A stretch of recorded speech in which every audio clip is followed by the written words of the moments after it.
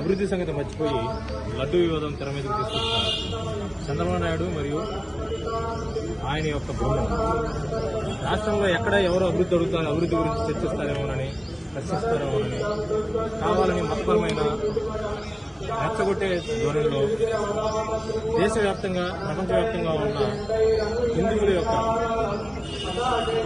మనోభావాలని కించపరిచే విధంగా ఈ లడ్డు కల్తీ అనే వివాదం తెర మీద తీసుకురావడం, ఈ లడ్డులో ఏ విధమైన కల్తీ జరగలేదంటే మనకి సిబిఐ ద్వారా స్పష్టంగా అవడం, ఈ నేపథ్యంలో మేమందరం ఐటీవీ తరఫున అట్లా ఎర్రగొండపాలెం నుంచి అలాగే ప్రకాశం జిల్లా నుంచి ఐటీవీ సభ్యులు హైదరాబాద్ వివిధ సాఫ్ట్వేర్ కంపెనీలో పనిచేస్తున్న ఉద్యోగులందరూ ఇక్కడ ఏకం కావడం జరిగింది.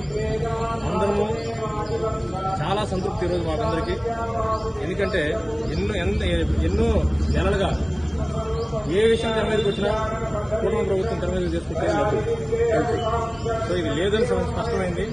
ఎక్కడైనా ఆ దేవదేవుడు కలియుగ దైవం వెంకటేశ్వర స్వామి గారు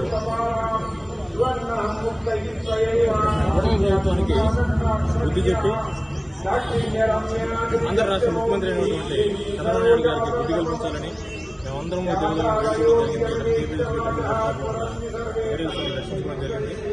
అలాగే మీరు టీటీడీ చైర్మన్ అయినటువంటి వైవి సుబ్బారెడ్డి గారు వాళ్ళ ఇంటికి మీరు దాన్ని సందర్శిస్తే కనుక నిత్యం పూజలు జరుగుతుంటాయి, నిత్యం గోపూజలు జరుగుతుంటాయి, నిత్యం ఆయన వెంకటేశ్వర స్వామి ఆశీస్సులు వాళ్ళ ఇంటికి వెళ్తే మనకున్నట్టుగా.